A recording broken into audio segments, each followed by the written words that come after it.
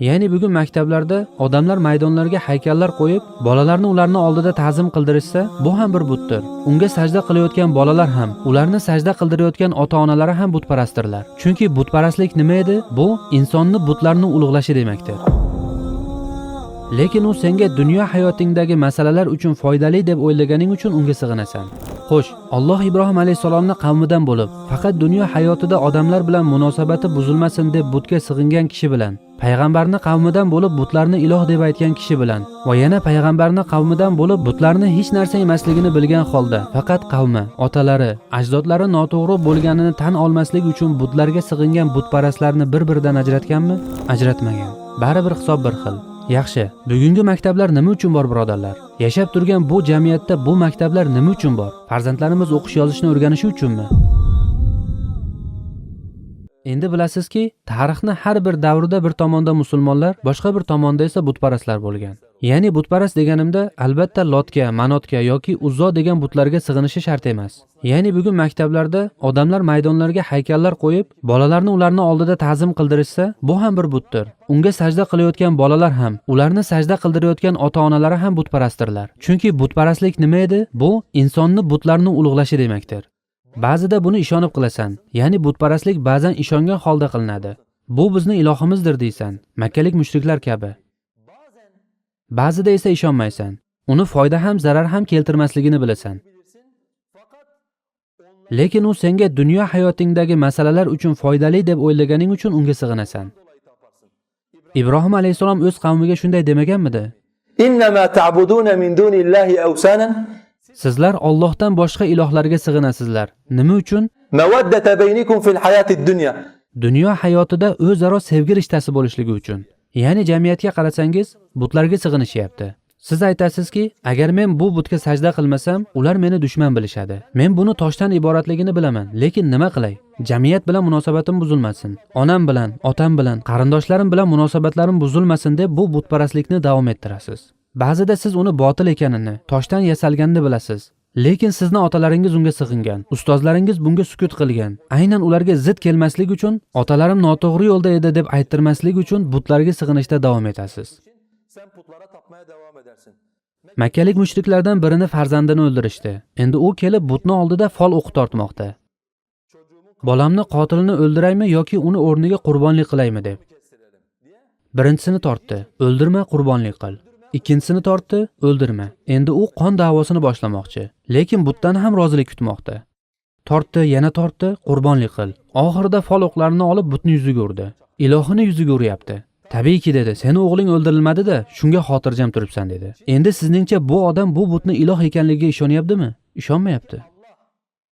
Xo'sh, Alloh Ibrohim alayhisalomni qavmidan bo'lib, faqat dunyo hayotida odamlar bilan munosabati buzilmasin deb butga sig'ingan kishi bilan, payg'ambarni qavmidan bo'lib butlarni iloh deb aytgan kishi bilan va yana payg'ambarni qavmidan bo'lib butlarni hech narsa emasligini bilgan holda, faqat qavmi, otalari, ajdodlari noto'g'ri bo'lganini tan olmaslik uchun butlarga sig'ingan butparastlarni bir-biridan ajratganmi? Ajratmagan. Butni oldida unga ta'zim qilganlarni barchasini Alloh bir taroziga qo'ygan va barcha payg'ambarlarni islomga da'vat qilish uchun yuborgan. Bu uch xil butparast o'rtasida hech qanday farq yo'q. Natijada islomni butga va butparastlikka bo'lgan munosabati seni butga ishonishing yoki ishonmasliging bilan o'lchanmaydi. Agar sen Alloh o'zi uchun bajarilishini istagan narsalarni borib but oldida bajarayotgan bo'lsang, Alloh azza va jalla seni butparast deb hisoblaydi. Qanday qilib qilayotganing muhim emas. Baribir hisob bir xil. Yaxshi, bugungi maktablar nima uchun bor birodarlar? Yashab turgan bu jamiyatda bu maktablar nima uchun bor? Farzandlarimiz o'qish yozishni o'rganishi uchunmi? Bu maktablar farzandlarimizni muhaddis qilish, shifokor qilish uchun bor deb o'ylaysizmi? Yo'q. Bu odamlar bu maktablarni nima maqsadda ochganliklarini allaqachon ochiq-oydin bayon qilishgan. Bu odamlar shunday deyshadi. Milliy ta'limni maqsadlarini bayon qilar ekan, bu maktablarning mavjudlik sababi bolalarimizga sekularizmni, otaturkchilikni, demokratiyani singdirish uchundir. Bolalarga konstitutsiyada bayon qilingan millatchilikni singdirishdir. Inson huquqlariga hurmatni bolalarga o'rgatishdir. Va tabiiyki maktab ichida mavjud bo'lgan barcha ta'limlar. Tantanali marosimlar bo'lsin, o'quv dasturi bo'lsin, bolalarga qaratilgan turli tadbirlar bo'lsin, farqi yo'q. Ularning barchasi farzandlarimizni butparast qilish, va zamonaviy tog'utlarga qullik qildirish uchundir. To'g'ri, siz bu ishni aynan shu niyat bilan qilmayotgandirsiz. Ya'ni siz bu narsalarni bilarsiz, inkor qilarsiz, bu boshqa masala. Lekin agar ular sizga qildirayotgan ishlarni qilayotgan bo'lsangiz, siz uni ishonib qilishingiz bilan ishonib qilmasligingiz o'rtasida hech qanday farq yo'q. Mavzuni umumiy ma'noda biroz cho'zib yubordim. Lekin nima demoqchiligimni inshaalloh hozir tushuntiraman. Endi birodarlar, bu voqeaning hukmini zotan tushuntirib o'tdim. Bu butparastlikdir. Ya'ni bu amalni qilishlik, bu butparastlikdir. Endi domlalardan biri shunday deydi: "To'g'ri, bu kufrdir. Bunda muammo yo'q." Lekin deydi, islom tarixida ulamolar kufrga rozi bo'lish kufrmi yoki yo'qmi, bu masalada ixtilof qilishgan. Qaranglar, bu joyni yaxshi eshitinglar. Kufrga rozi bo'lish kufrmi yoki yo'qmi, bu masalada ixtilof bo'lgan deyishyapti. Endi kufrga rozi bo'lishni kufr bo'lishi ixtilofli masalami, subhanalloh. Ya'ni Alloh uchun biroz birgalikda o'ylab ko'raylik. Kufrga rozi bo'lish qanday qilib ixtilof bo'ladi? Bir odam kufrga rozi bo'lsa, kufrga rozi bo'lishni o'zi zotan kufrdir. Ulamolar bu masalada ixtilof qilishgan deyapti. Xo'sh, nima deyishgan? Kishi nima qilganda kufrga rozi bo'lgan hisoblanadi? Bu noaniq masala deyishganmish. Kishi nima qilganda kufrga rozi bo'ladi deyilsa, ba'zilar aytishganki, agar kishi kufr qilayotgan paytda jilmayib qo'ysa, kofir bo'ladi. Demak, kufrga rozi bo'lishi uchun odamni jilmayish kerak ekan, kulish kerak ekan. Ba'zilar esa, agar kishi mana bunday qilsa, kufrga rozi bo'lgan bo'lmaydi. Xo'sh, bularni qayerdan chiqarishgan? Aytishadiki, Qur'onda bir oyat karima bor. Alloh azza va jalla Firavun haqida Musa alayhisalomning gapini aytadi. Musa Robbiga shunday dedi deydi Alloh azza va jalla: